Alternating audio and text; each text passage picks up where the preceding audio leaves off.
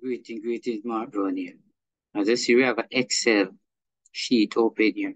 We want to convert this Excel sheet here into PDF. Yes, very important to convert this into PDF. But how can we really convert it in PDF? We want to go to the top of the screen. We're going to go to the left. Notice the word file. You're going to click on the word file. Now, when you click on the word file, you're going to see a section come up right here. Right? You notice you will see new, open, get add-in, info, save as, print, share, export, publish, close, and account and more. So what you want to focus on right there is export. Right? You're going to click on that. And notice when we click on that, come over here, it's a create PDF, it's a choosing file type.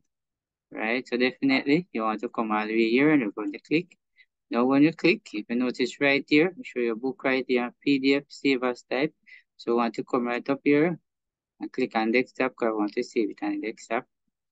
Then you're going to come right here, notice, right here is a standard publishing online.